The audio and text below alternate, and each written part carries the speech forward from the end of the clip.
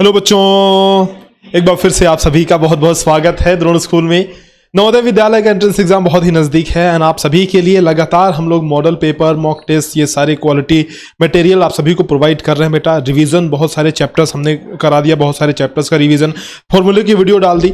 तो चैनल पे जाकर के ये सारे वीडियो जरूर से देखो। ये जो वीडियो है बहुत इंपॉर्टेंट गेस्ट पेपर की वीडियो। गेस्ट पेपर का मतलब क्या हुआ कि अनुमान लगाया जा रहा है कि ऐसे क्वेश्चन आ सकते हैं। बेटा इतनी तो गारंटी है कि कम से कम मिनिमम 50% जो ये मैं बताने जा रहा हूं क्वेश्चन पेपर आपको दिखाऊंगा, मिनिमम 50% तो यहां से आएंगे ही आएंगे क्वेश्चन। ध्यान से मेरी बात सुनना, मिनिमम 50% कम से कम तो आएंगे, इससे ज्यादा भी आ सकते हैं। अगर मैं मैथमेटिक्स की बात करूं तो 90 से 95% क्वेश्चन यहां से बनेंगे, बस डिजिट उसमें चेंज होंगे। बेटा मैं बता रहा हूं, बस डिजिट चेंज होंगे।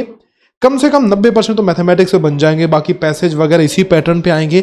गेस्ट पेपर है, ध्यान से देखना, एक एक चीज थोड़ा धीरे धीरे आराम से समझाते हुए चलूंगा, एक्सप्लेनेशन के साथ। कोई तेजी नहीं है, कोई जल्दीबाजी नहीं है हमें, ठीक है। जैसे हर बार बहुत जल्दी जल्दी करते थे, इसमें बहुत जल्दी नहीं करेंगे, इसमें आराम से करेंगे ताकि आपको एक एक चीज समझ में आए, क्योंकि ये गेस्ट पेपर है और इसी से क्वेश्चन पेपर बनने वाले हैं। आप अपने एग्जाम में बिल्कुल ऐसा ही पेपर देखने वाले हो बेटा, ये आप बात गांठ मान लो।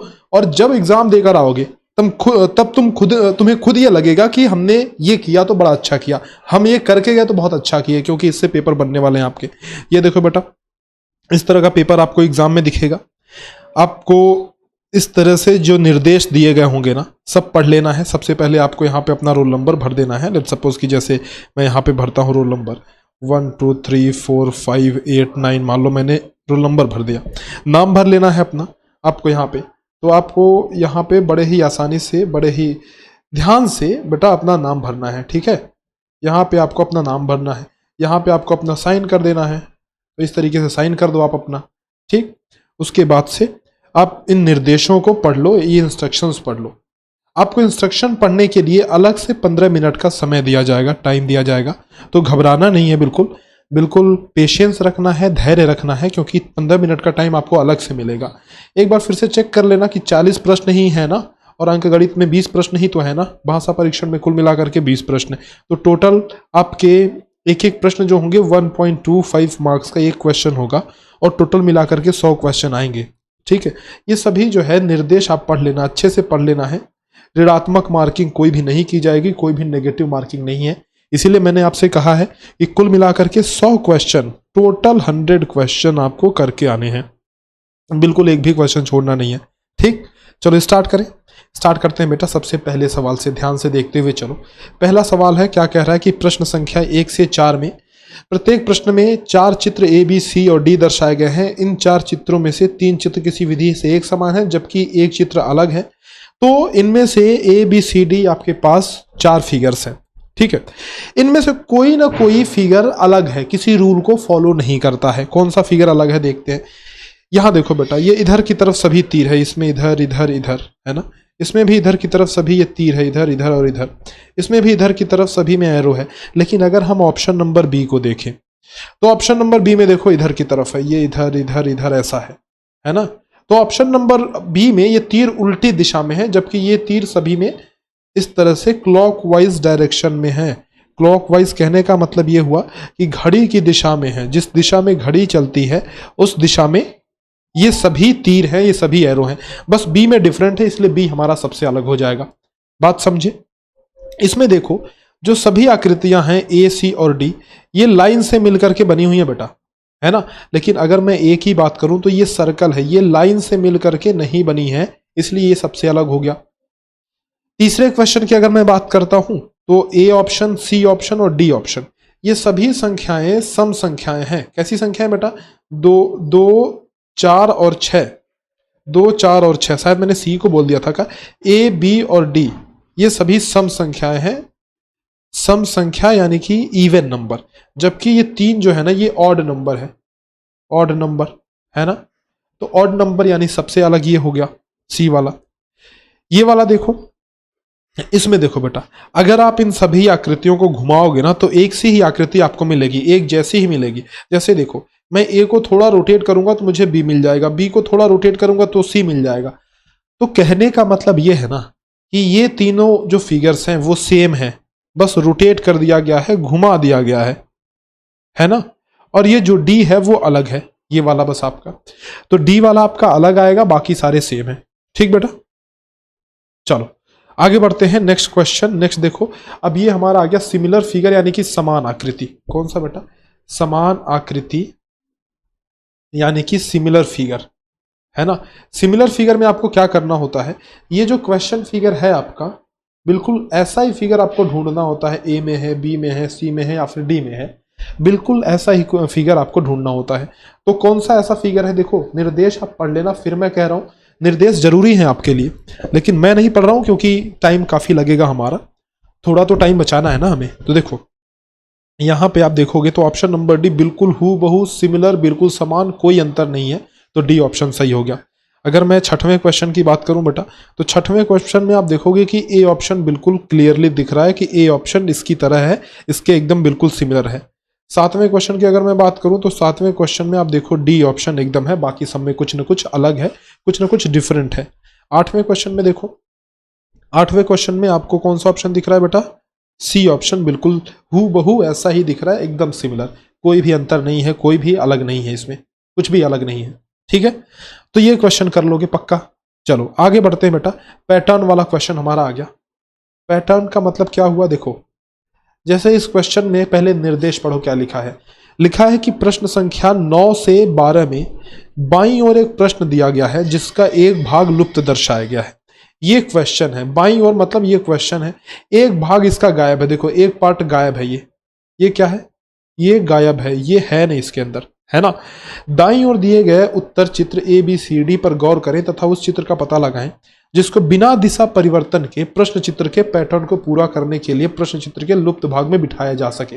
मतलब ये है कि option A B C D में से आपको कोई एक ऐसा फिगर सेलेक्ट करना है जिसको यहां पर फिट किया जा सके।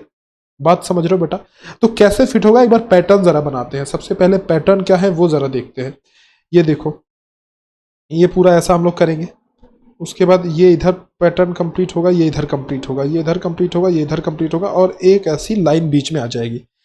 तो ऐसा कौन सा ऑप्शन दिख रहा है बेटा? क्या मुझे बी ऑप्शन ऐसा मिल रहा है? बी ऑप्शन है कि नहीं? So B will be correct option, right. चलो ये 10वें सवाल में देखो पैटर्न कहां से कंप्लीट हो रहा है। देखो पैटर्न कंप्लीट करने का एक तरीका सुनो, मेरी बात सुनो। इसमें तुम्हें पूरा पैटर्न कंप्लीट करना ही नहीं है। कैसे? पूरा पैटर्न कंप्लीट नहीं करना है आपको। ये जो चीज है ना, ये लाइन देखो, ये इधर है, ये लाइन इधर है, ये इधर है, ये इधर है, तो ये लाइन इधर होगी। तो ऐसी एक लाइन हमें खोजनी है बेटा, ऐसी एक लाइन ढूंढनी है। ए में बस एक ऐसी लाइन दिख रही है, बाकी बी में लाइन ऐसी है, सी में ऐसी है, डी में ऐसी है। तो ऐसी लाइन हमको नहीं चाहिए, हमको तो ऐसी लाइन चाहिए ना। तो ए ऑप्शन सीधा सीधा करेक्ट हो गया। तो देखा कितने आसानी से हमने आंसर को ढूंढ लिया। कैसे ढूंढ लिया? क्योंकि एक लाइन हमने खोजा बस, है ना। बाकी लाइन हमने, बाकी पर हमने ध्यान ही नहीं दिया। ये सब की बातें छोड़ो बेटा, ये सब बात नहीं करते, हटाओ। जब एक लाइन से हमारा काम बन जा रहा है तो सिर्फ हम एक लाइन के सहारे अपनी जिंदगी बिता लेंगे यार। ऑप्शन नंबर ए है कि नहीं। क्वेश्चन नंबर 11 देखो, ये पैटर्न ध्यान से देखो, ऐसा आ रहा है ये पैटर्न, ठीक है। तो ये वाला जो पैटर्न है वो कुछ ऐसा आएगा, बोलो आएगा नहीं आएगा? आएगा, ठीक है। और कोई भी काला पार्ट नहीं होगा। तो यहां पे ये काला पार्ट है, यहां पे ये काला पार्ट है, तो ये दोनों तो खत्म हो गए। यहां देखो हमारा एलिमिनेशन मेथड वर्क कर रहा है। एलिमिनेशन मेथड का मतलब क्या हुआ? एलिमिनेट का मतलब होता है कि चीजों को गायब करना। तो ए ऑप्शन को हमने हटा दिया, बी ऑप्शन को हमने हटा दिया। क्यों हटा दिया भाई? क्योंकि कोई भी काला पार्ट हमारे क्वेश्चन फिगर में नहीं था। ए में हम देख रहे हैं एक काला पार्ट है, इसलिए इसको हटा दिया। बी में भी काला पार्ट है, इसलिए इसको भी हटा दिया। तो ये दोनों ऑप्शन तो खत्म हो गए, हमारे जिंदगी से गए। एक ऑप्शन सी बच रहा है। देखो कुछ ऐसा पैटर्न लिए हुए, देखो इस तरह का पैटर्न तो सी में दिख रहा है, तो सी ऑप्शन हमारा करेक्ट ऑप्शन हो जाएगा, है ना बेटा। सी ऑप्शन हमारा करेक्ट ऑप्शन हो गया। बढ़ते हैं नेक्स्ट क्वेश्चन पे। ये वाला देखो, क्वेश्चन नंबर 12। यहां पे देखो, ध्यान से देखो। सबसे पहले तो आप ये देखो कि कौन सा ऑप्शन हम गायब कर सकते हैं। जैसे अगर इसको आप कंप्लीट करोगे तो ये एक सर्कल ही आपको चाहिए, है कि नहीं। एक सर्कल आपको चाहिए बेटा। तो यहां अगर ऑप्शन नंबर डी में आप देखो, इधर देखो डी वाले में, तो ये सर्कल नहीं है, ये कुछ ओवल शेप का है, अंडाकार है ना। तो ये तो गायब हो गया, डी ऑप्शन खत्म हो गया। बाकी जो बचे ए बी सी ऑप्शन में, उनमें ध्यान से देखो, इनमें क्या अलग है और क्या पैटर्न मैच कर रहा है। देखो ये जो लाइन ऐसी सीधी सीधी है, बिल्कुल राइट एंगल पे 90 डिग्री पे, तो वैसी ही लाइन हमको चाहिए, है कि नहीं। ए ऑप्शन में देखो ये तिरछी लाइन है, तो ए ऑप्शन खत्म हो गया। अब अगर हम लोग ऑप्शन नंबर बी देखें तो बी में यहां पे ये लाइन तिरछी है, नहीं चाहिए हमको, सीधी सीधी 90 डिग्री पे लाइन चाहिए। सी ऑप्शन देखो बिल्कुल 90 डिग्री पे है, इसलिए सी ऑप्शन सही हो गया, है ना बेटा। आ जाओ, नेक्स्ट पार्ट आ गया हमारा, सीरीज वाला पार्ट आ गया। सीरीज मतलब समझते हो, श्रृंखला वाला पार्ट। श्रृंखला वाला पार्ट आ गया बेटा। श्रृंखला में क्या करना है, कोई ना कोई एक रूल फॉलो हो रहा है। मतलब जब आप पहले आकृति से दूसरे पे जा रहे हो, दूसरे से तीसरे पे जा रहे हो, तीसरे से चौथे पे जा रहे हो, तो कुछ ना कुछ चीज बदल रही है, कुछ ना कुछ चीज आगे बढ़ रही है, कोई चीज पीछे हो रही है, कोई चीज रोटेट हो रही है ना, कोई चीज बढ़ रही है, कोई चीज कम हो रही है। तो ये सीरीज जो है हमें फॉलो करनी है। अब क्या सीरीज है वो देखो, फिर से इंस्ट्रक्शन को आप पढ़ लेना। देखो ये ऐसे खड़ा है ना, और ये पड़ा हुआ है, तो ये ऊर्ध्वाधर है और ये क्षैतिज है। इस बड़े बड़े शब्दों के चक्कर में मत पड़ो, बस ऐसे सोचो कि ये खड़ा है और ये लेटा हुआ है। ये भी खड़ा है तो इधर ये लेटा हुआ आ जाएगा। तो लेटा हुआ कौन कौन से में है, ए में है, डी में है, बी और सी तो वैसे ही गायब हो गए। अब देखना ध्यान से, ये ट्रायंगल इधर है, इधर ट्रायंगल बढ़ करके इधर आ गया, फिर ट्रायंगल बढ़ करके इधर आ गया, ये ट्रायंगल बढ़ करके इस बार नीचे आ जाएगा, है कि नहीं बोलो। तो नीचे ट्रायंगल ए में है, डी में है, भाई बात फंस गई। अब क्या करें, दोनों में है यहाँ पे, मतलब दोनों ऑप्शन में नीचे है। तो अब एक काम करेंगे, देखो टेक्निक लगाएंगे। इस ट्रायंगल का मुंह इधर की तरफ है, इस ट्रायंगल का मुंह नीचे की तरफ है, और इस ट्रायंगल का मुंह इधर की तरफ है। तो इस ट्रायंगल का मुंह ऊपर की तरफ है, ऊपर की तरफ होगा। कैसे, ध्यान से सुनो मेरी बात। ये ट्रायंगल दूसरा वाला नीचे, तो ये वाला ऊपर। क्यों ऐसा हो रहा है, क्योंकि ये राइट साइड है, ये दाहिने तरफ है, तो ये वाला बाएं तरफ है ना। तो इसलिए ट्रायंगल का मुंह ऊपर की तरफ होगा, ऑप्शन नंबर ए। बोलो बेटा बात क्लियर है, ठीक है, कर लोगे। चलो 15वें पे लगे हाथ, इसको 15वें कर लेते हैं, फिर 14वें पे चलेंगे। आप 14th ही कर लो, कोई दिक्कत ना है। देखो एक ऊपर, ठीक, एक नीचे हो गया, फिर एक और ऊपर, तो एक और नीचे, ऐसा आ जाएगा। क्लियर बात है बेटा। सी ऑप्शन सीधे सीधे दिख रहा है, कुछ इसमें करने की जरूरत ही नहीं है। 15 वाला देखो, ये देखो, ये जो सर्कल है ना, ये कूद करके इधर आ गया, ये सर्कल कूद करके इधर आ गया, तो ये सर्कल कूद करके इस कोने पे चला जाएगा, यानी इस कोने पे हमारा आएगा क्या, सर्कल। ठीक है, कौन से ऑप्शन में इस कोने पे सर्कल है, बी में है और सी में है ना। बी में है और सी में है, यानी बी और सी हमारा ऑप्शन करेक्ट हो सकता है। ए और डी को हमने गायब कर दिया, अपनी जिंदगी से खत्म कर दिया इनको। ए और डी गए, हमारी जिंदगी में इनका कोई स्थान नहीं है। अब देखो, अब किसकी बात करें बेटा, ट्रायंगल की बात करें या चतुर्भुज की बात करें। चतुर्भुज की बात करते हैं। देखो यहाँ पे है, ये कूद करके इधर नीचे आ गया, इधर आ गया, फिर ये कूद करके इधर आ गया, इधर आ गया, है ना। उसके बाद फाइनली ये कूद करके इधर चला जाएगा, यहाँ पे देखो इधर आ जाएगा। तो यहाँ पे एक चतुर्भुज होना चाहिए, तो बी ऑप्शन हमारा सही हो गया, क्योंकि यहाँ पे एक स्क्वायर है कि नहीं बेटा, स्क्वायर है ना यहाँ पे। चलो अगले क्वेश्चन पे देखते हैं। ये देखो एफ है, इधर एफ है, तो सीधा एफ है, इसको थोड़ा रोटेट कर दो 45 डिग्री, तो ऐसा एफ हो गया, और रोटेट कर दो तो ऐसा एफ हो गया, और रोटेट कर दो तो ऐसा एफ हो जाएगा। ऑप्शन नंबर सी इसमें करेक्ट आंसर हमारा होगा, है ना बेटा। आ जाओ जी, अगले क्वेश्चन पे चलते हैं। क्वेश्चन नंबर 17 पे चलते हैं। कह रहा है कि प्रश्न संख्या 17 से 20 में प्रत्येक प्रश्न में दो चित्र के दो सेट दिए गए हैं। दूसरे सेट में दूसरा चित्र गायब है। प्रथम सेट के दो चित्रों में एक निश्चित संबंध है। इसी तरह का संबंध दूसरे सेट के तीसरे तथा चौथे चित्र में भी होना आवश्यक है। उत्तर चित्र से उस चित्र का चयन करें जिसे खाली जगह पर बिठाया जा सके। अपने उत्तर को दर्शाने के लिए OMR उत्तर पत्रिका में प्रश्न के संगत संख्या के सामने वाले वृत्त को काला करें। सिंपल देखो बेटा, ज्यादा लफड़े में नहीं पड़ना। सिंपल बात यह है कि ये अपना संबंध वाला क्वेश्चन है, संबंध वाला, यानी रिलेशन भी आप इसको बोल लो, एनालॉजी बोल लो, कई बार बता चुका हूं बेटा यही बात, है ना। तो संबंध क्या क्या है, इन दोनों में जो संबंध है वही संबंध इसमें और इसमें भी होना चाहिए। तो क्या संबंध है बेटा, 2 का क्यूब किया हमने 8 मिल गया, 4 का क्यूब करोगे यानी कि 4 × 4 × 4 तो 64 मिल जाएगा, है कि नहीं, बात सही है। चलो 19th वाला इसको देख लो जरा। यहां देखो बेटा, ये एक जो तीर है ये तो ऊपर ही रहेगा, ये घड़ी एक तरह से है समझो, है ना। घड़ी में ये मिनट का कांटा है, ये वाली सुई जो है ये मिनट वाली सुई है ना। और ये वाली सुई, छोटी वाली सुई कौन सी, घंटे वाली सुई होती है ना। चलो, तो मिनट वाली सुई बेटा देखो ज्यों का त्यों वहीं रह रही है, जहां अपने स्थान पे वो है पहले वहीं रह रही है। बस घंटे वाली सुई जो है वो घुमक्कड़ प्रवृत्ति की है, तो ये घूम रही है, यहां से इधर आ जाएगी मतलब 90 डिग्री मुड़ करके, फिर यहां से इधर आ जाएगी 90 डिग्री मुड़ करके, यहां से ऊपर की तरफ चली जाएगी, यानी कि घंटे वाली सुई कुछ ऐसी हो जाएगी, इसके ऊपर चढ़ जाएगी, एक के ऊपर एक। ठीक है, तो ऑप्शन नंबर बी हो जाएगा सही। बात आ रही है समझ में? क्लियर? आ जाओ जी, इसको जरा करते हैं बेटा क्वेश्चन नंबर 18। ये 1 2 3 लाइन है, 3 लाइनों से मिलकर बना ट्रायंगल, तो 1 2 3 4 लाइन है, 4 लाइनों से मिलकर बनेगा चतुर्भुज, लेकिन स्क्वायर होगा। क्यों? क्योंकि सारी लाइंस बराबर है, तो सी ऑप्शन होगा, डी नहीं होगा। 20 का देखो, चूंकि बेटा पंखा है, अब देखो पंखा चलता है बिजली से, फैन किससे चलता है? बिजली से चलता है, तो ये स्विच दिया हुआ है पंखे का, प्लग दिया हुआ है। ठीक है, तो ये ताला है, तो ताला किससे खुलेगा? चाबी से खुलेगा कि नहीं? तो सी ऑप्शन हो जाएगा।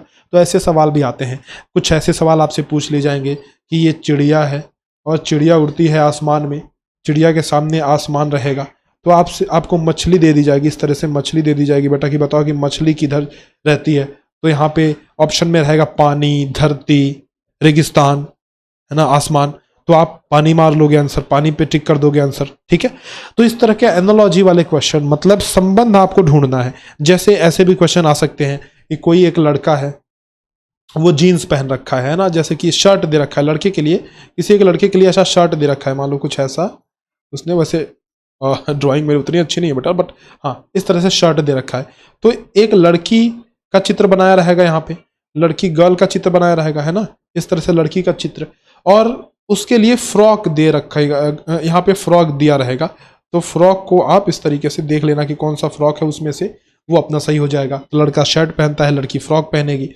तो इस तरीके से बहुत सारे क्वेश्चन जिसमें संबंध कुछ स्थापित होते हैं, वैसे क्वेश्चन आपको मिलेंगे। ठीक, अगला क्वेश्चन देखो भाग 6 में, इसमें क्या करना है बेटा, ये geometric figure completion, geometric figure completion पढ़ो जरा, आप एक बार निर्देश पढ़ो। प्रश्न संख्या 21 से 24 में प्रश्न चित्र के रूप में एक ज्यामितीय चित्र त्रिभुज, वर्ग, वृत्त आदि के एक भाग को बाईं ओर दर्शाया गया है तथा दाईं ओर दूसरे भाग को उत्तर चित्र में ए बी सी डी से दर्शाया गया है। दाईं ओर के चित्र से ज्यामितीय चित्र को पूर्ण करने वाले चित्र को ज्ञात करें तथा अपने उत्तर को दर्शाने के लिए ओएमआर उत्तर पत्रिका में प्रश्न के संगत संख्या के सामने वाले वृत्त को काला करें। यहां देखो, ये आपका है क्वेश्चन। ठीक है, अब इसको पूरा करने के लिए ये एक ट्रायंगल हो सकता है, ये एक स्क्वायर हो सकता है, पंचभुज हो सकता है, वृत्त हो सकता है, तो इसको पूरा करने के लिए कौन सा ऑप्शन लगेगा, मतलब किस ऑप्शन की जरूरत है, बताओ जरा बेटा, कौन सा ऑप्शन लगेगा, किस ऑप्शन की जरूरत है? देखो ध्यान से तुम देखोगे ना, तो इसमें ये पतला सा बिल्कुल चाहिए, जबकि यहां ए में चौड़ा है, ये खत्म हो गया।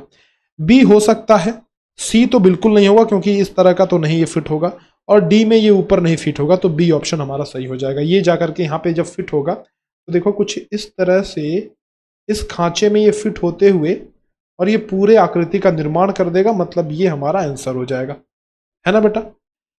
20 सेकेंड में चलो देखो, इसको तुम पूरा इस तरीके से मिलाओ ऐसे, और मिलाने के बाद आप देखोगे कि जो आकृति आपको देखने को मिल रही है वो किससे मिलती जुलती है। ऑप्शन नंबर किससे बेटा, कौन सा वाला होगा? ये देखो, ये तो 90 डिग्री हमें चाहिए, इसमें ये तिरछा है, गलत हो गया, ये भी गलत हो गया। ऑप्शन नंबर सी आपको देखने को मिलेगा, नहीं ना, सी नहीं बेटा, डी ऑप्शन होगा। ठीक है, सी वाले पे मत जाना, डी ऑप्शन हमारा करेक्ट होगा, डी ऑप्शन यहाँ पे फिट हो जाएगा। ठीक, 23 देखो, इसके देखो 2 सींग उगे हुए हैं, तो भाई ये तो फिट होगा नहीं, है ना। ये कुछ अंदर बहुत ज्यादा है, तो ये भी फिट नहीं होगा। इसकी चोंच ज्यादा निकली हुई है, ये भी फिट नहीं होगा। ये तीनों फिट नहीं होंगे, बी ऑप्शन जाकर के यहाँ फिट हो जाएगा। 24 की अगर हम बात करें, इसका कमेंट सेक्शन में आप सभी जवाब दोगे बेटा, कम ऑन, इतना तो करो कम से कम। कमेंट सेक्शन में बताओ कि मास्टर 24 का आंसर ये है। मास्टर 24 का आंसर ऐसे लिखना बाकायदे बेटा, है ना, मास्टर 24 का आंसर, और जो भी होगा उसको लिखना आगे ऐसे लिख देना, 24 का आंसर जो भी होगा लिख देना कमेंट सेक्शन में। ठीक, कर लोगे पक्का? चलो फिर आगे बढ़ते हैं। ये देखो मिरर इमेज वाला क्वेश्चन, यानी कि दर्पण प्रतिबिंब वाला क्वेश्चन आगे बेटा। मिरर इमेज, इसका मतलब ये है दर्पण प्रतिबिंब। कहने का मतलब ये है कि ये जिस प्रकार का फिगर आप यहाँ पे देख रहे हो ना, वैसा ही फिगर, उस फिगर को अगर आप एक मिरर के किनारे रख दो इधर, एक मिरर के किनारे, तो कैसा वो फिगर दिखेगा वो आपको बताना है। ठीक है, करें। देखो, इसको करने के लिए एक टेक्निक सीखो।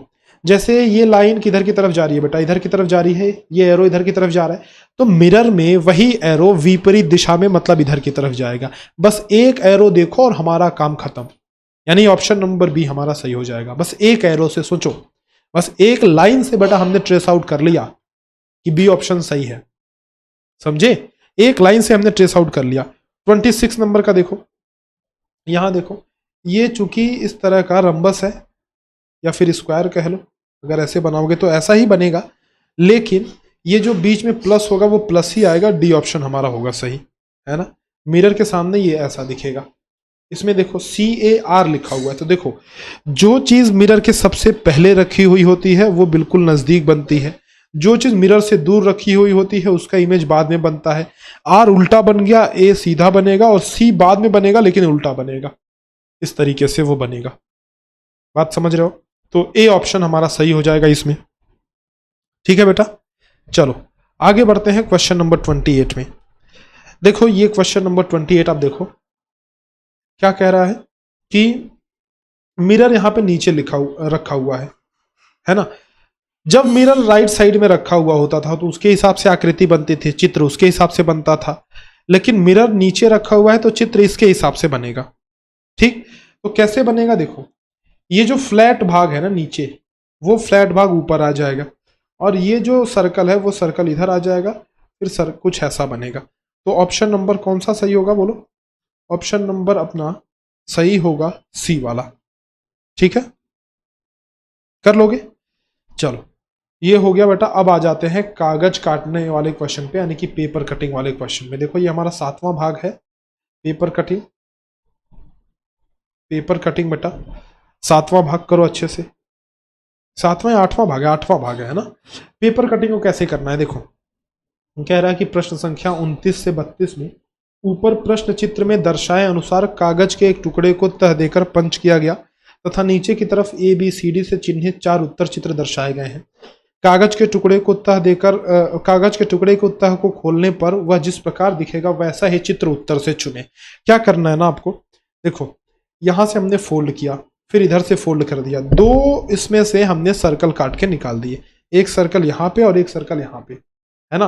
तो वापस से जब इसको अनफोल्ड करेंगे तो ये वाला सर्कल यहाँ छप जाएगा और यहां से भी हमने फोल्ड किया था तो 3 सर्कल नीचे तो 3 ही सर्कल ऊपर भी छप जाएंगे, यानी कुल मिलाकर के 4 सर्कल इधर हो जाएंगे और 1-2 इधर। ठीक, तो ऑप्शन नंबर बी हमारा करेक्ट हो जाएगा। आसान सवाल था लेकिन थोड़ा ध्यान नहीं दोगे तो चूक जाओगे बेटा। यहां से फोल्ड करो, फिर यहां से फोल्ड करो एक, और उसके बाद इधर से भी और इधर से भी फोल्ड करो।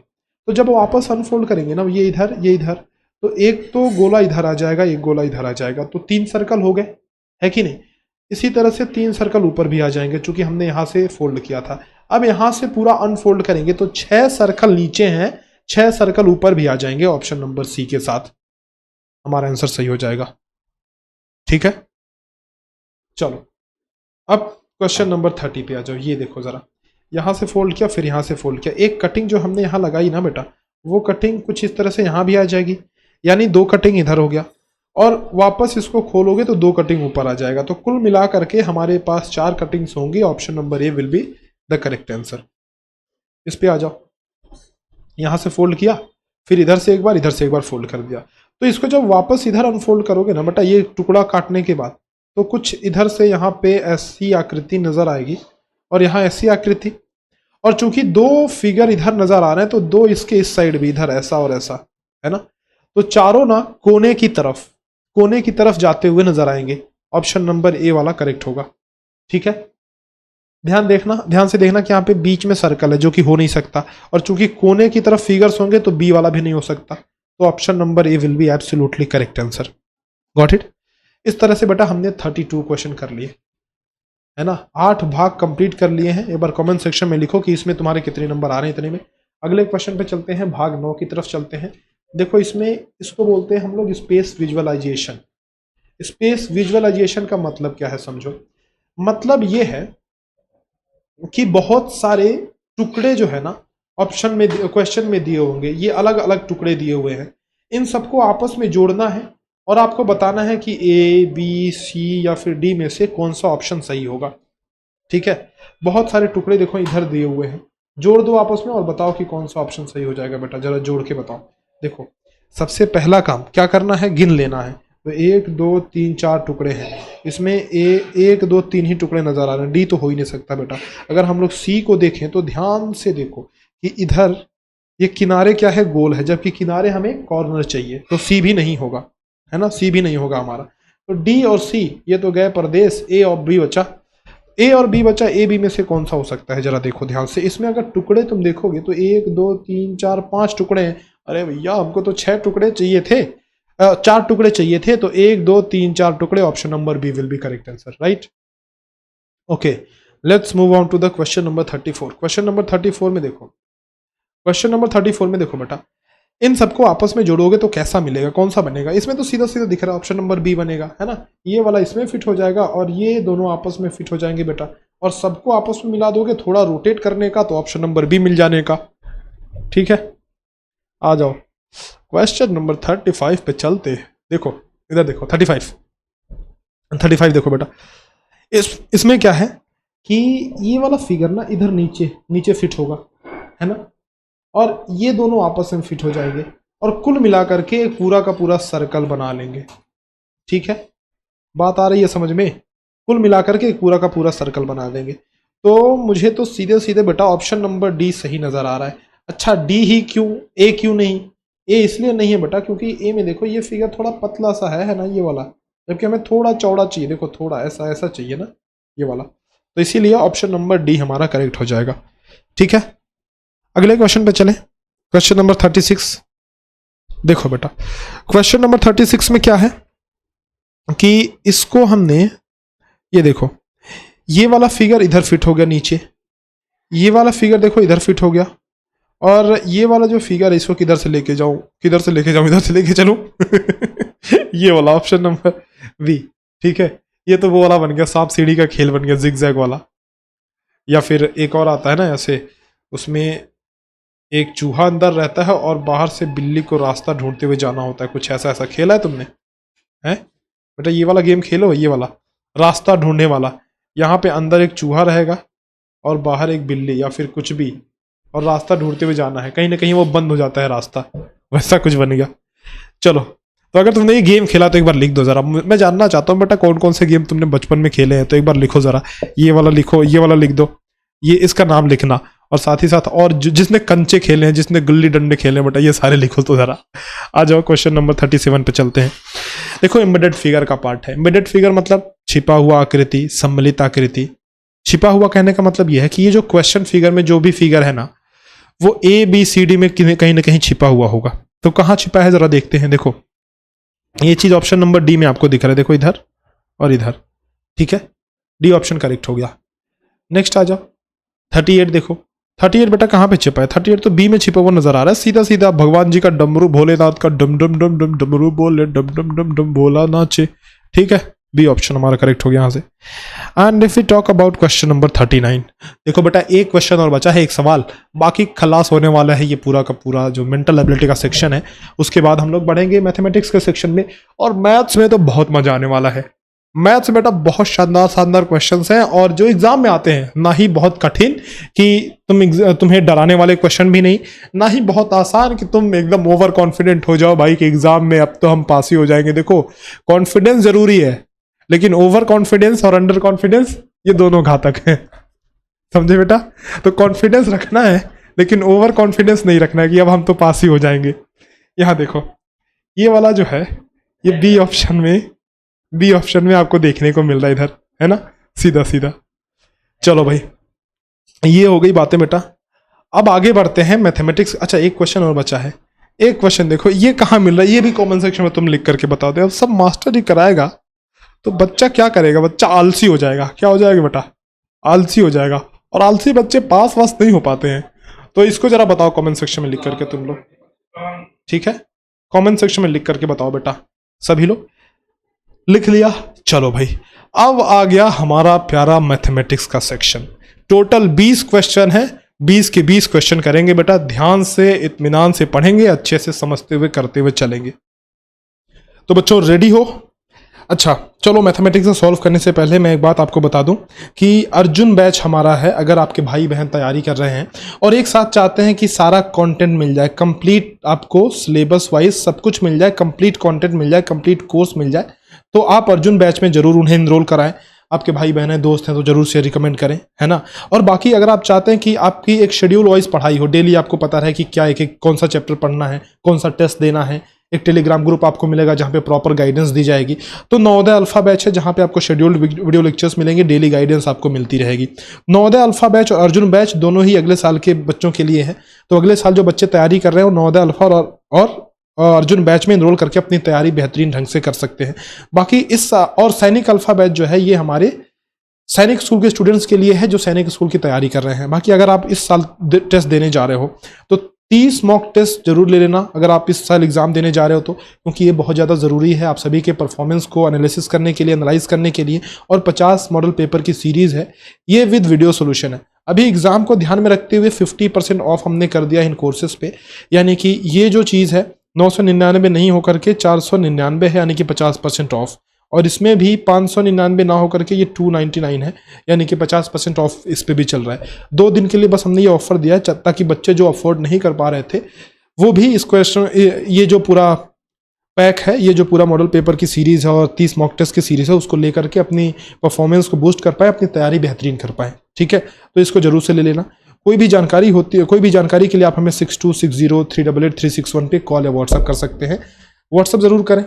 कभी अगर आपको तुरंत इंस्टेंट रिप्लाई नहीं मिलता है, थोड़ा धैर्य रखें, मिल जाता है रिप्लाई, सबको रिप्लाई दिया जाता है। और बाकी ये ग्रुप ज्वाइन कर लेना, ये चैनल है actually, this is channel of official channel of Drona school telegram channel, तो इसको जरूर से ज्वाइन करें ताकि आप अपडेटेड रहें। किसी भी चीज़ से रिलेटेड अगर इन्फॉर्मेशन पब्लिश होती है नवोदय विद्यालय से रिलेटेड, सैनिक स्कूल से related, we always keep you updated, so don't miss the channel, make sure you join this channel, right. चलो भाई, बहुत हो गया प्रचार, अब स्टार्ट करते हैं मैथमेटिक्स के सवाल।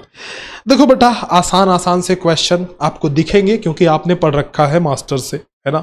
डीडी सर आपको बढ़िया से पढ़ाया, डीडी सर ने आपको, गौरव सर, अशोक सर ने, सभी ने बहुत तरीके से पढ़ाया है और ढंग से पढ़ाया, तो आपको तो टेंशन लेने की जरूरत नहीं है बेटा। दूसरी गली वाले बच्चे टेंशन लेकर के बैठेंगे। बाकी आप देखो, पहला क्वेश्चन देखो कि 5 अंकों की सबसे बड़ी विषम संख्या क्या है। सबसे पहले तो आप ये समझो कि 5 अंकों की बड़ी विषम संख्या पूछ रहा है ना, तो 5 अंकों की बड़ी संख्या, सबसे बड़ी संख्या कौन सी होगी ये जरा देखो। 5 अंकों की सबसे बड़ी संख्या 99999 है ना, ये 5 अंकों की सबसे बड़ी संख्या हो गई। आपसे कह रहा है विषम संख्या कौन सी है, तो कंफ्यूजन नहीं होना मुन्ना, सुनो, क्या ये विषम संख्या है पहले चेक करो। लास्ट में विषम है ना, लास्ट में ऑड है, तो भैया यही तो विषम संख्या है। तुम्हें कहीं और जाने की जरूरत है क्या बेटा? नहीं, यानी ऑप्शन नंबर यही सही हो जाएगा। 5 अंकों की सबसे बड़ी विषम संख्या यही है।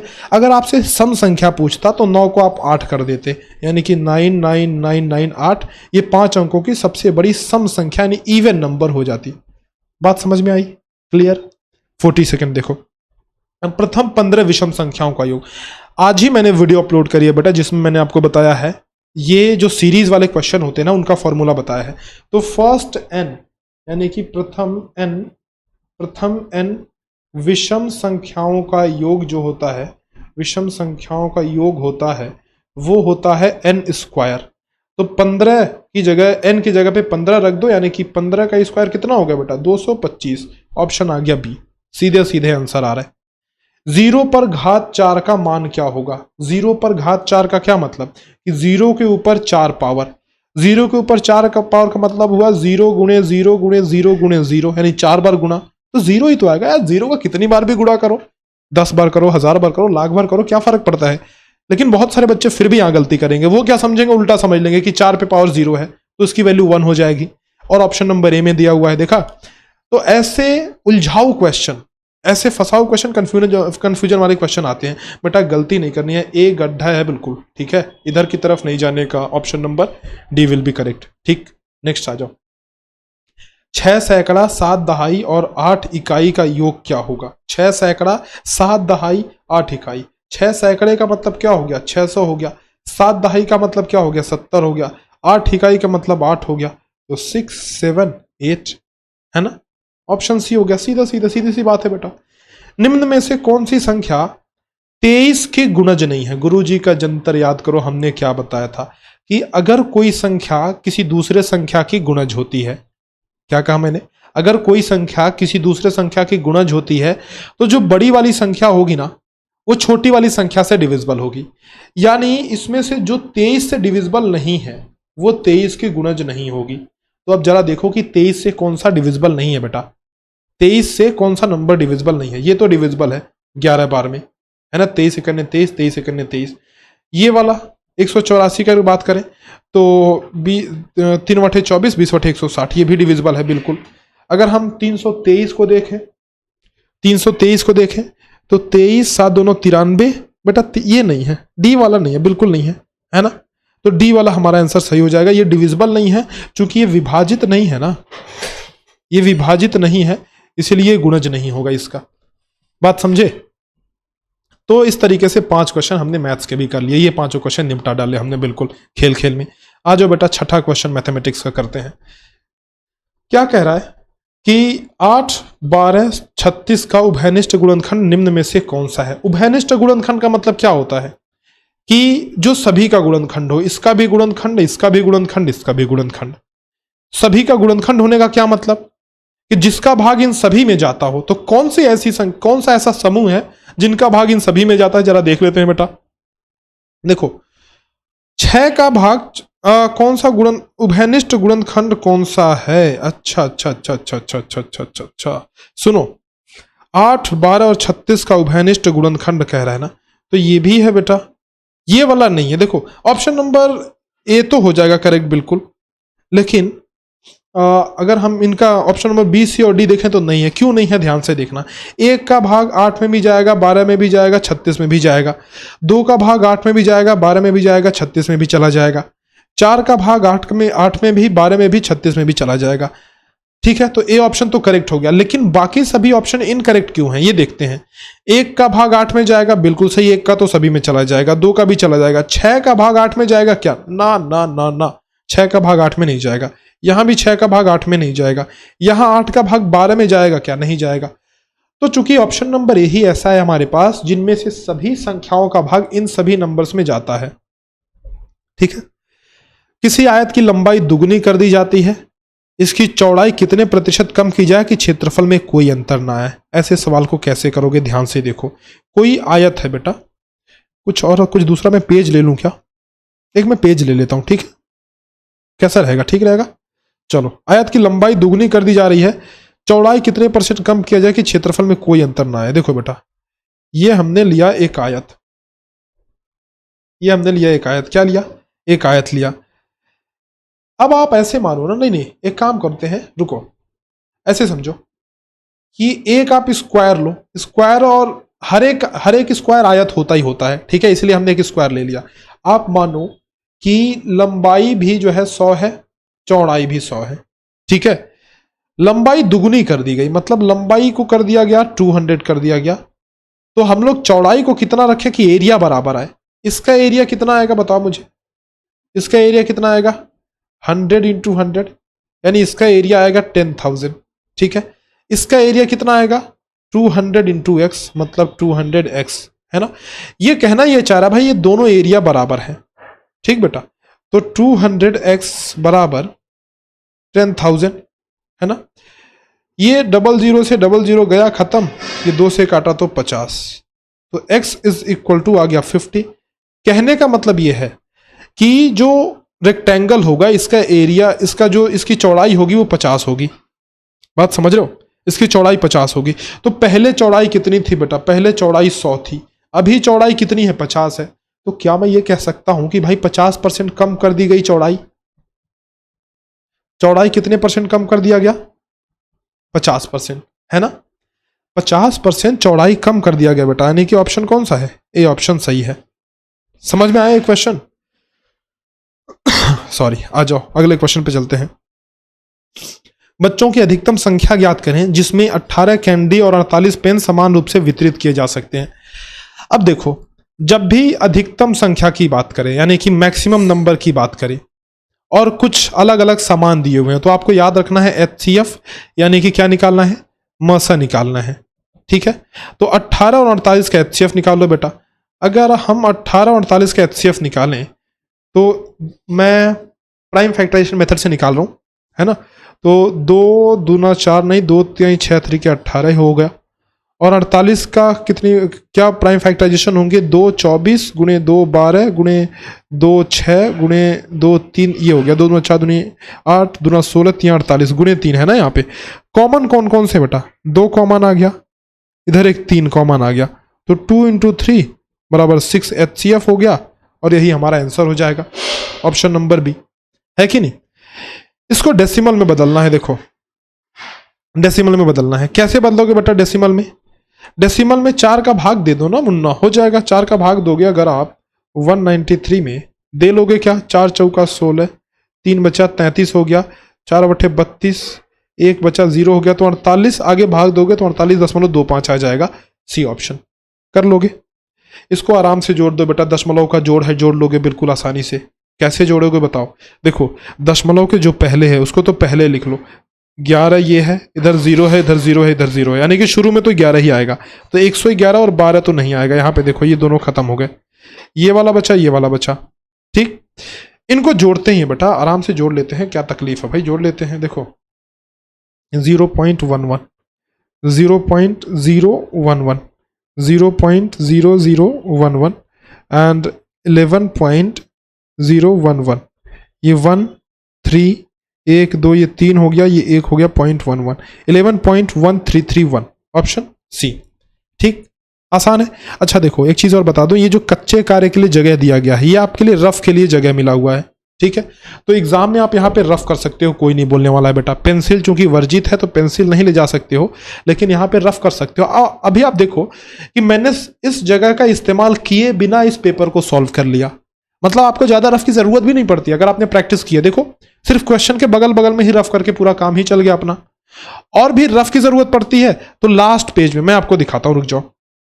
लास्ट पेज में रफ कार्य के लिए जगह दिया हुआ है, शायद यहाँ पे हमने वो पेज लिया नहीं है, लेकिन लास्ट पेज में जो है रफ कार्य के लिए जगह रहता है, एक पूरा पेज ही खाली रहता है, उसमें रफ कर सकते हो। फिर भी कम पड़ गया, मान लो फिर भी कम पड़ गया, तो तुम ये सब जगह है यहाँ पे रफ कर लो। तो रफ करने के लिए बहुत जगह है, ऐसी चिंता वाली बात नहीं है, ऐसा टेंशन मत लेना बेटा कि रफ करने के लिए जगह ही नहीं मिल रहा है और रफ के लिए अलग से शीट नहीं ले जाने को मिल रहा है। वैसे एग्जाम हॉल में ये सब अलाउड नहीं है, ठीक। तो ये देखो अब चलते हैं बेटा, एक मिनट रुक जाना, अब हम चलते हैं नेक्स्ट क्वेश्चन पे। ये वाला तो हो ही गया ना, इस क्वेश्चन पे चलते हैं, इधर आ जाओ, आ जाओ बेटा। क्वेश्चन नंबर 51 ये कह रहा है कि 21 मार्च 2008 को शुक्रवार था, तो 21 मार्च 2007 को कौन सा दिन था? देखो अब बात समझना, यहां पे बहुत सारे बच्चे कंफ्यूज होंगे और बहुत सारे बच्चे गलत भी करेंगे। क्वेश्चन बड़ा अच्छा है। 21 मार्च 2008 है बेटा, 2008 कैसा साल है बोलो? 2008 लीप ईयर है कि नहीं? 2008 लीप ईयर है ना। अगर ये लीप ईयर नहीं होता, मान लो कि दोनों साधारण वर्ष होते अगर, तो 2 सालों के बीच जो दिन होते हैं ना वो एक बढ़ जाता है। जैसे कि मान लो आज के दिन, आज मान लो आज कोई सा भी दिन है, मान लो आज शुक्रवार है, ठीक है, तो अगले साल आज ही के डेट को बेटा शुक्रवार से एक दिन बढ़ जाएगा, यानी कि शनिवार हो जाएगा, अगर लीप ईयर नहीं होगा तो। लेकिन चूंकि यहां पे लीप ईयर हो रहा है तो 2 दिन का अंतर हो जाता है ना। 21 मार्च 2008 की बात कर रहा है, 21 मार्च 2007 की बात कर रहा है, तो पीछे जा रहा है ना, तो 2 दिन पीछे कर दो। शुक्रवार दिया गया है तो फ्राइडे में 2 दिन पीछे कर दो बेटा, तो शुक्रवार से एक दिन एक दिन पीछे करोगे तो गुरुवार आ जाएगा, एक दिन पीछे करोगे तो बुधवार आ जाएगा, ठीक है। तो यहां पे हमारा आंसर होगा बुधवार। बात समझ लो, आगे मत करना, अगर आगे करोगे तो सैटरडे संडे आ जाएगा। संडे तो ऑप्शन में ही खैर नहीं है, लेकिन आगे नहीं करोगे क्योंकि पीछे की बात कर रहा है ना, 21 मार्च 2007 की बात कर रहा है और ये 2008 है, तो पीछे जा रहा हो 2 दिन पीछे चले जाना। ये देखो 6 किलोग्राम 8 हेक्टोग्राम 34 ग्राम में कुल कितने ग्राम होते हैं बेटा? किलोग्राम, हेक्टोग्राम और ग्राम। देखो एक बात समझो कि ग्राम में हमें कन्वर्ट करना है और हमें सभी पता है, हमें पता बेटा millimetre, centimetre, decimetre, metre, decametre, फिर हेक्टोमीटर और फिर किलोमीटर, ऐसा होता है ना। और इसको ग्राम में भी तुम लिख सकते हो, मिलीग्राम, सेंटीग्राम, डेसीग्राम, ग्राम, डेकाग्राम, हेक्टोग्राम, किलोग्राम, तो ये बीच में ग्राम आएगा। 6 किलोग्राम है, ग्राम में बदलोगे तो ये 6000 ग्राम हो जाएगा, 3 कदम आगे की तरफ चल रहे हैं। 8 हेक्टोग्राम है, ग्राम में बदलोगे तो 800 ग्राम हो जाएगा, 34 ग्राम तो है ये है हमारे पास, है ना। तो 6000 ये हो गया, प्लस 800 हो गया और प्लस 34 हो गया, तो 6834 ग्राम। अपना ऑप्शन कौन सा हो जाएगा बेटा? Option number C. देखो बहुत माइन्यूट से डिफरेंसेस हैं, बहुत सारे बच्चे बी को कर देंगे। बेटा ये 6 नहीं 68,000 है, 68,000, समझे? चलो क्वेश्चन नंबर 53 पे आओ। 53 पे आओ बेटा। कह रहा है कि किसी संख्या के आधे की 1/3 का चौथा भाग 30 है। अरे अरे अरे अरे, बड़ा लंबा चौड़ा, इसने सोचा घुमा देगा, लेकिन ये घुमा नहीं पाएगा बेटा मास्टर को। सुनो, किसी संख्या के आधे की 1/3, तो संख्या मान लो x है, आधा मतलब 1/2, 1/3 मतलब 1/3, आगे फिर कह रहा है का चौथा भाग, चौथा भाग मतलब 1/4, बराबर कितना है? 30 है बेटा। यहां देखो, ये 2 तिहाई 6 चौका 24, इसको सॉल्व करोगे तो x/24 बराबर 30 आ जाएगा। और यहां से जब आप आगे बढ़ोगे तो x की वैल्यू 24 तिहाई 72, 720, ऑप्शन नंबर बी। ठीक है, 54 आ जाओ। ये करो, 180 मीटर तथा 170 मीटर लंबी रेलगाड़ी एक दूसरे की विपरीत दिशा में इस स्पीड से, दोनों की स्पीड दी हुई है, इससे चल रही है। कह रहा है वो कितनी देर में एक दूसरे को पार करेंगे। देखो बेटा, एक रेलगाड़ी इधर से आ रही है, एक रेलगाड़ी इधर से जा रही है, यानी कि जब रेलगाड़ियां एक दूसरे के विपरीत दिशा में जाती हो तो स्पीड जुड़ जाती है आपस में, है ना? तो एक की लंबाई कितनी है बेटा? एक मिनट, मुझे सबसे पहले ये थोड़ा फील्ड साफ करने दो इधर। तो एक की लंबाई कितनी है बोलो? एक की लंबाई है 170 और एक की लंबाई है 180, तो टोटल लंबाई लेंथ कितनी हो जाएगी? 180 प्लस 170 मिलाकर के कितना हुआ? 350 हो गया। ठीक बात है। और स्पीड कितनी हो जाएगी बेटा? टोटल स्पीड बोलो। एक जो है स्पीड 70 है, एक स्पीड 56 है, यानी स्पीड टोटल हो गई 126, है ना?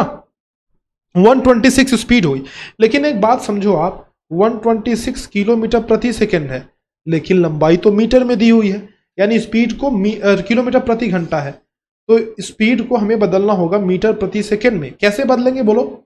126 गुणे 5/18 कर देंगे। ठीक है, 18 सत्ते 126, 7 पंजे 35, यानी कि 35 मीटर प्रति सेकेंड रेलगाड़ी की स्पीड हो गई। नेट स्पीड की बात कर रहा हूं, सापेक्ष गति। और लंबाई है 350, यानी कि टाइम बराबर हम सभी जानते हैं डिस्टेंस अपॉन स्पीड। डिस्टेंस कितना? 350, स्पीड कितनी? 35, तो 35 से काटा बेटा 10 सेकेंड। आंसर नहीं आ गया क्या? बोलो, कर लिया? चलो इसको करो। 15 में से 7 घटाया, कितना बचा? 8 बचा, और 4 से गुणा कर दो तो 8 चौके 32 हो गया। यहां पे कितना हो गया? 32 हो गया। ठीक, इधर 9 में से 5 घटाया, 4 बचा, और 4/32, तो 32 ये भी हो गया। 32 प्लस 32 64। आगे बात समझ में? आसान है, कर लोगे? बोलो बेटा। चलो बहुत बढ़िया, आगे बढ़ते हैं, नेक्स्ट क्वेश्चन पे चलते हैं। आ जाओ जी, ये सवाल जरा देखना। सवाल क्या कहता है, सुनना ध्यान से।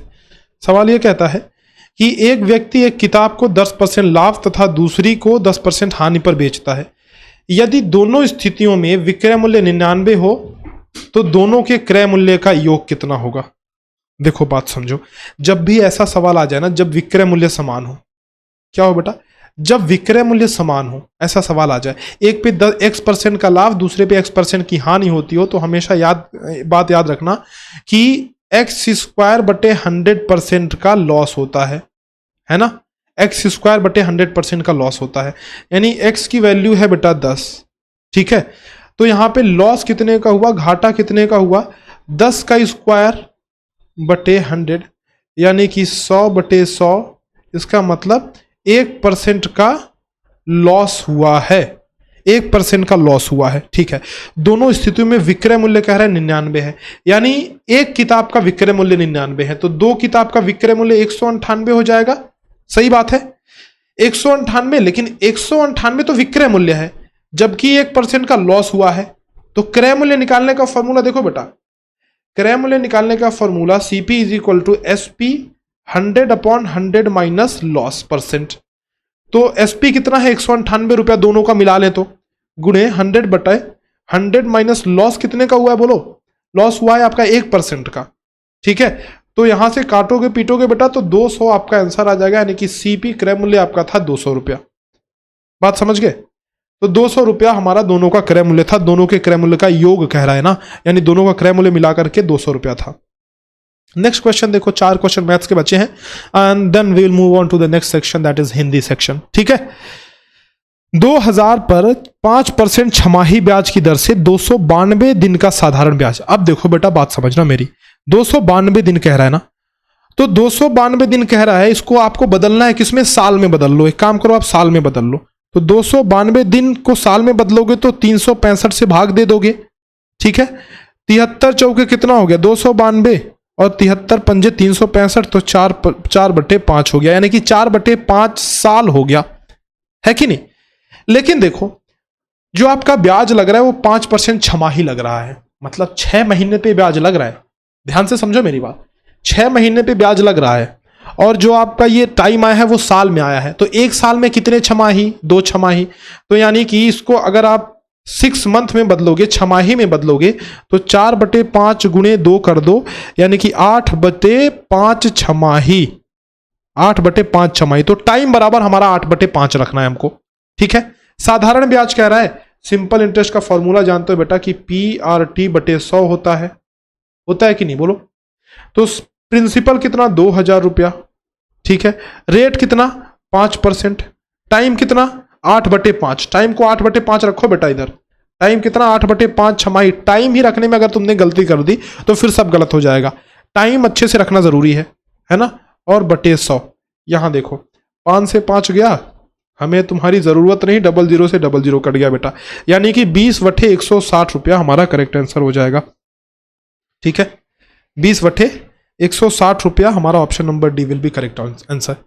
ठीक है, आ जाओ इसमें चलते हैं क्वेश्चन नंबर 58 पे। क्वेश्चन नंबर 58, इधर आ जाओ। इसमें क्या कह रहा है ना, x की वैल्यू निकालनी है। देखो ये समानुपात का क्वेश्चन है, ऐसे क्वेश्चन में इन दोनों का आपस में गुणा कर देते हैं, इन दोनों का आपस में गुणा कर देते हैं, बराबर कर देते हैं। तो कैसे करेंगे, 2 गुणे x 2x हो गया, 11 गुणे 6 कितना हो गया 66 हो गया। तो x की वैल्यू 2 से काट दिया 33 आ गई। बोलो बेटा बात सही है, आ जाओ। 250% बराबर है, यानी कि 250% को डेसिमल यानी कि दशमलव में बदलना है। दशमलव में बदलने के लिए हम लोग करते क्या है, बोलो। दशमलव में बदलने के लिए हम लोग क्या करते हैं, 100 से भाग दे देते हैं, तो 250/100 यानी कि 2.5 हो जाएगा। ऑप्शन नंबर ए हमारा करेक्ट ऑप्शन हो जाएगा। ठीक है, क्वेश्चन नंबर 60 देखो, कह रहा है कि सोमेश किसी कार्य को 25 दिनों में समाप्त कर सकता है। सोमेश किसी कार्य को 25 दिन में समाप्त कर सकता है। यदि वह 15 दिन कार्य करता है तो कितना भाग काम समाप्त होगा। देखो बेटा कुल मिलाकर के 25 दिन में समाप्त कर सकता है, यानी कि उसकी कार्य क्षमता जो है ना, जो उसकी कार्य क्षमता है वो है 1/25, पलट दो तो 15 दिनों में कितना काम करेगा, 15/25 कर देगा। 15 गुणे 1/25 कर दो अगर नहीं समझ में आ रहा हो तो, 15 गुणे 1/25 तो 5 पंजे 25 और 5 3 15, यानी कि 3/5 भाग काम समाप्त कर देगा कितने दिन में, बोलो 15 दिन में। ठीक है, ऑप्शन डी। तो इस तरीके से बेटा हमने सारे के सारे क्वेश्चन कर लिए हैं मैथमेटिक्स के। मजा आया क्या बेटा। और एक बार जरा कमेंट सेक्शन में मुझे लिख करके बता दो। देखो इसी पेज में हमने सारा रफ किया हुआ है, देख रहे हो। ऐसे ही आपको एग्जाम में करना है, बिल्कुल ऐसे ही। यहाँ पे रफ का जगह दिया हुआ है, ये भी यूज कर सकते हो, और इधर भी हमने वही किया था इसके पहले वाले पेज में भी। ठीक है, एक बार कमेंट सेक्शन में बेटा लिख दो कि मास्टर मजा आ गया। और कौन कौन से क्वेश्चन में तुम्हें परेशानी हुई है, प्रॉब्लम आई है, वो भी लिखना कमेंट सेक्शन में। ठीक है, ये बातें लिख दो। बाकी फिर से मैं आपको बता दूं बेटा कि अगर आपने अभी तक कोर्सेज में एनरोल नहीं किया है तो जरूर से करें। मॉक टेस्ट तो जरूरी है आप सभी के लिए, मॉक टेस्ट जरूर से लें, 50 मॉडल पेपर का सीरीज ले लें। और आप देख ही रहे हैं हम कितनी मेहनत आप सभी के लिए करते हैं, लगातार दिन रात लगे रहते हैं। ये चैनल ज्वाइन कर लेना, इस पर आपको अपडेट्स मिलती रहेंगी। तो सैनिक स्कूल की अगर आप तैयारी कर रहे हैं नेक्स्ट ईयर के लिए तो सैनिक अल्फा बैच ज्वाइन कर सकते हैं। अगर आप नवोदय के लिए तैयारी कर रहे हैं नेक्स्ट ईयर के लिए तो नवोदय अल्फा ज्वाइन कर सकते हैं। नवोदय अल्फा और सैनिक अल्फा ये 2 बैचेस हमारे चल रहे हैं अगले साल की तैयारी के लिए। अर्जुन बैच जो है ये रिकॉर्डेड बैच है, यानी कि इसमें कंप्लीट कोर्स आपको एक ही बार में मिल जाएगा। तो अगर आप चाहते हैं कि एक ही बार में सब कुछ मुझे मिल जाए, मैं अपने हिसाब से पढ़ाई कर लूँ, थोड़े बहुत तुम्हारे भाई बहन हैं गाइडेंस के लिए, माता पिता गाइडेंस के लिए हैं, तो आप ये बैच एनरोल कर सकते हो। चूंकि इसका प्राइस जो है कम है ना। इसका प्राइस यहाँ पे आपको 1999 दिख रहा है, बट इट्स एक्चुअली 1499, ये 1499 का है। अभी हमने कम कर दिया इसके प्राइस को। ठीक, आ जाओ बेटा। अब चलते हैं नेक्स्ट क्वेश्चन पे, यानी कि नेक्स्ट सेक्शन पे अपने चलते हैं। मैथ्स का हो गया, हिंदी वाले सेक्शन पे चलते हैं।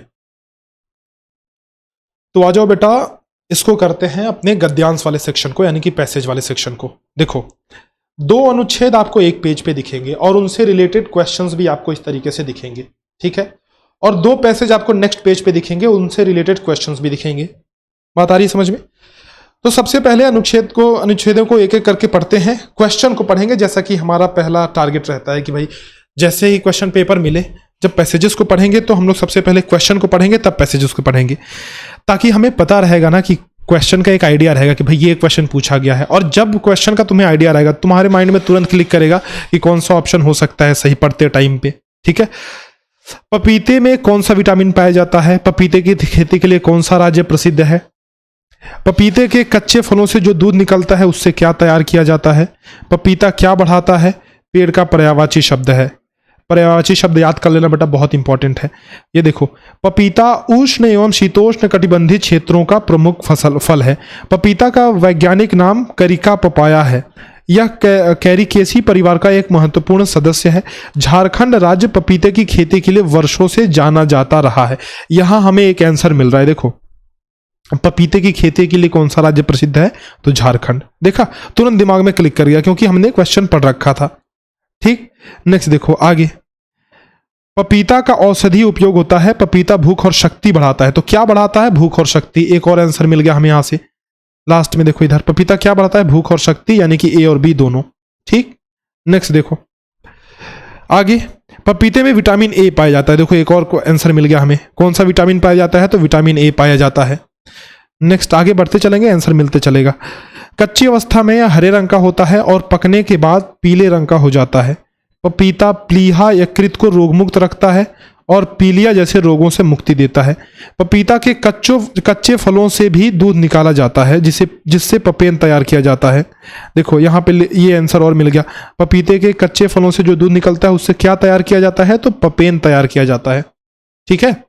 तो हमने सब कर लिया। देखो अब हमारे सारे आंसर हो गए। ये विटामिन ए हो गया, पपीता की खेती के लिए झारखंड प्रसिद्ध है, जो दूध निकलता है उससे पपेन बनाया जाता है, भूख और शक्ति दोनों बढ़ाता है। अब पेड़ का पर्यायवाची शब्द तो आपको याद ही करना होगा बेटा, ये पैसेज में नहीं मिलेगा, कहीं मिल भी सकता है कहीं कहीं पैसेज में। तो पेड़ का पर्यायवाची होता है वृक्ष, ऑप्शन नंबर ए। देखो हमें इसमें पूरा पैसेज पढ़ने की जरूरत ही नहीं पड़ी। क्यों? क्योंकि हमारे सारे आंसर मिल गए। तो इसीलिए आपको फायदा हो जाता है जब आप क्वेश्चन पढ़ते हो ना पैसेज पढ़ने से पहले, तो आपको फायदा हो जाता है कि आपको पूरा पैसेज कभी कभी पढ़ने की जरूरत भी नहीं पड़ती है। आ जाओ नेक्स्ट पैसेज पे आ जाते हैं। नेक्स्ट पैसेज जो है पानी के बारे में दिया गया है, तो जरा पढ़ते हैं। इस वाक्य को पूर्ण कीजिए। जल ही डैश। जल का पर्यायवाची, ये तो याद ही आपको करना पड़ेगा। तो जल का पर्यायवाची सभी होता है पानी, तोय, नीर, ये सभी जल का पर्यायवाची है। विश्व जल दिवस कब मनाया जाता है? ये आपको देखना है। धरती का कितना भाग जल से घिरा है? जल संरक्षण का अर्थ है। आओ पढ़ते हैं बेटा। हम हमेशा सुनते आए हैं जल ही जीवन है। देखो पहला ही आंसर मिल गया कि इस वाक्य को पूर्ण कीजिए। जल ही जीवन है, ऑप्शन नंबर 1। जल का पर्यायवाची हमने देख ही लिया था, तो 2 क्वेश्चन हमारे हो गए। बाकी आगे चलते हैं। जल के बिना सजीव जगत की कल्पना ही नहीं की जा सकती है। जीवन के सभी कार्यों का निष्पादन करने के लिए जल की आवश्यकता होती है। धरती का लगभग 3/4 भाग जल से घिरा हुआ है। अब देखो यहाँ पे आपका आंसर मिल रहा है। धरती का कितना भाग जल से घिरा हुआ है? तो 3/4, सी ऑप्शन मिल गया, ठीक।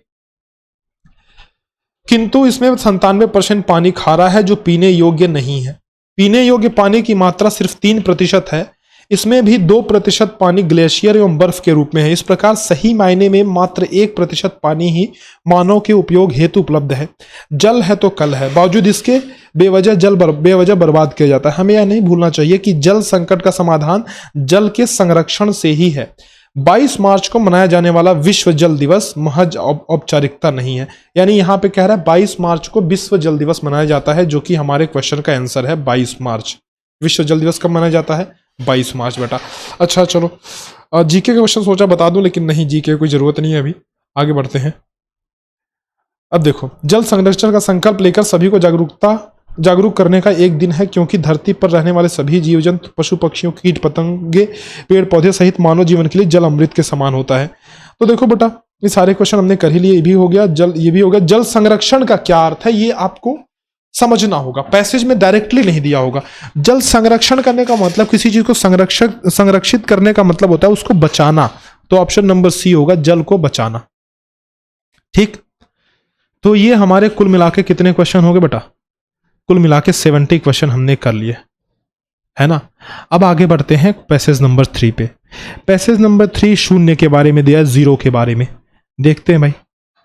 सिंधु घाटी सभ्यता में अंकों का आधार था शून्य को किस संख्या से गुणा करने पर गुणनफल प्राप्त, शून्य को किसी संख्या से गुणा करने पर गुणनफल प्राप्त होगा। क्या होगा? शून्य की क्या नहीं होती है? लंबाई, ऊंचाई, चौड़ाई। शून्य की खोज कहाँ हुई थी?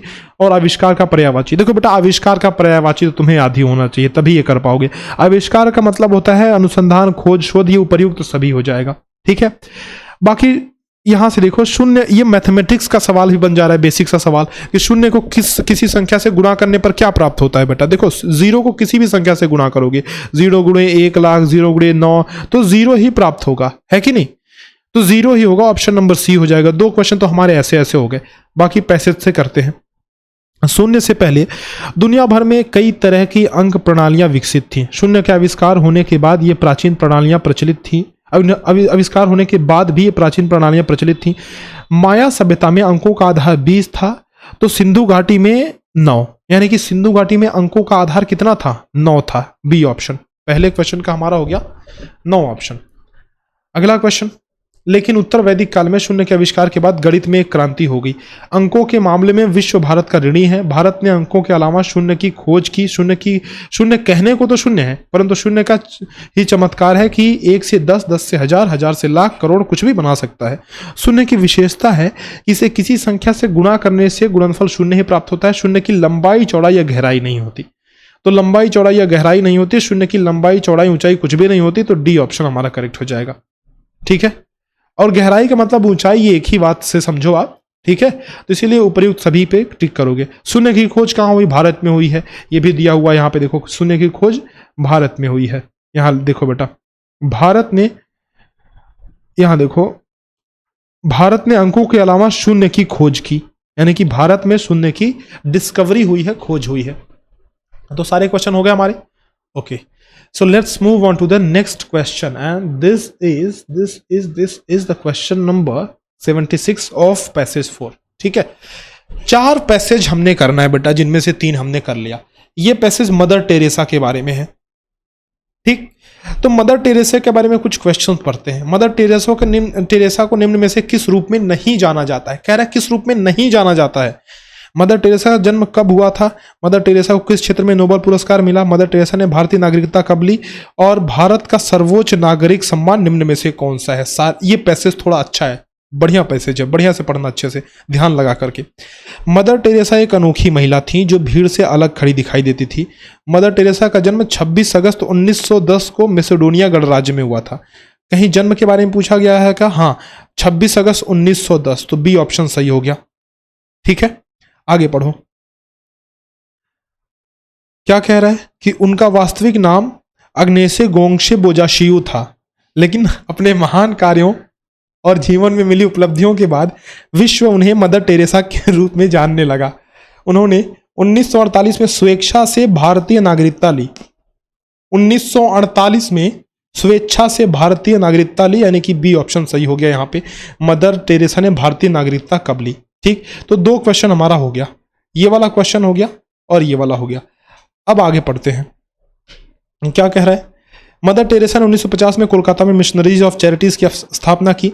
1970 तक वे गरीबों और असहायों के लिए अपने मानवीय कार्यों के लिए प्रसिद्ध हो गई। तो वो किसके लिए जानी जाती थी? अच्छा, उनको किस नाम से जाना जाता था, आगे है। 1970 तक वो ये हो गया। इन्हें 1979 में नोबेल शांति पुरस्कार और 1980 में भारत का सर्वोच्च नागरिक सम्मान भारत रत्न प्रदान किया गया। तो यहां इनडायरेक्टली आपसे कहा जा रहा है कि भारत का सर्वोच्च नागरिक सम्मान क्या है? भारत रत्न है। और 1979 में उन्हें नोबेल मिला था। तो किस क्षेत्र में नोबेल मिला था? शांति के क्षेत्र में दिया हुआ है, अभी जस्ट हमने देखा, ठीक है। और भारत का सर्वोच्च नागरिक सम्मान कौन सा है? भारत रत्न, वो भी हमने देखा यहाँ पे, ठीक। मदर टेरेसा ने भारतीय नागरिकता कब ली? 1948 में, शायद यहाँ दिया हुआ है भारतीय नागरिकता 1948 में। ये तो क्वेश्चन हो गया हमारा। क्या क्वेश्चन बचा है? ये 76 नंबर का क्वेश्चन बचा है। ये हो गया, ये हो गया, ये भी हो गया और ये भी हो गया। एक क्वेश्चन बचा है बस। तो यहाँ पे देखो लिखा हुआ है, उन्हें हमारे समय की संत या फरिश्ता या अंधेरे की दुनिया में एक प्रकाश के रूप में भी जनसाधारण द्वारा जाना जाता है। तो भाई उनको फरिश्ता भी कहते हैं, संत भी कहते हैं, अंधेरे की दुनिया में एक प्रकाश भी कहते हैं। क्या नहीं कहते हैं? महिलाओं की रोशनी नहीं कहते हैं। यानी कि मदर टेरेसा को इस रूप में नहीं जाना जाता है, बाकी सभी रूप में उनको जाना जाता है। ठीक है, तो डी ऑप्शन हमारा यहां करेक्ट हो गया। बात समझे बेटा? तो इस तरीके से देखो सारे के सारे क्वेश्चन हमने कर लिए, टोटल 80 क्वेश्चंस। मजा आया? कुल मिलाकर के हमने 80 क्वेश्चन कर लिए, सभी के सभी 80 क्वेश्चन शानदार तरीके से बेटा, सभी 80 क्वेश्चन बहुत ही बढ़िया तरीके से हमने कर लिए, कुछ भी हमने छोड़ा नहीं। इसमें मजा आया तो एक बार लिख दो मास्टर, बहुत मजा आ गया। और फिर से एक बार याद दिला दूं कि किसी भी जानकारी के लिए आप हमें हमारे हेल्पलाइन नंबर पे कॉल या व्हाट्सएप कर सकते हैं 6260388361। बैच के बारे में कोई जानकारी लेनी हो, टेस्ट में कोई प्रॉब्लम आ रही हो, मॉक टेस्ट को इनरोल वगैरह करने में, तो आप यहाँ कॉल या व्हाट्सएप कर सकते हैं। बाकी ये चैनल ज्वाइन कर लेना, यूट्यूब का चैनल, इसमें सारी जानकारियाँ आपको मिलती रहती हैं। 30 मॉक टेस्ट का सीरीज, 50 मॉडल पेपर का series. Sainik alpha is the batch for the next year of Sainik school students experience. Navodaya alpha batch Navodaya Vidyalaya के तैयारी कर रहे बच्चों के लिए है अगले साल के लिए, और अर्जुन बैच है कंप्लीट रिकॉर्डेड बैच। तो इन सब के बारे में जानकारी लेने के लिए आप हमारे हेल्पलाइन नंबर पे कॉल कर सकते हैं 6260388361 पे। बाकी बेटा वीडियो कैसी लगी एक बार मास्टर के लिए 2-4 शब्द लिख दो जरा कमेंट सेक्शन में बढ़िया से, है ना। और अपने सारे दोस्तों के साथ शेयर करो, इसी तरह की वीडियोस लगातार लेके आ रहे हैं, तो लगातार चैनल से जुड़े रहो, वीडियोस को देखा करो, ताकि आपकी तैयारी बहुत ही बेहतरीन अच्छे ढंग से हो पाए और आप इस नवोदय विद्यालय को क्लियर कर पाए, क्रैक कर पाए। चलो बेटा आज की वीडियो यहीं तक, मिलते हैं आपसे नेक्स्ट वीडियो में, तब तक के लिए विदा, धन्यवाद।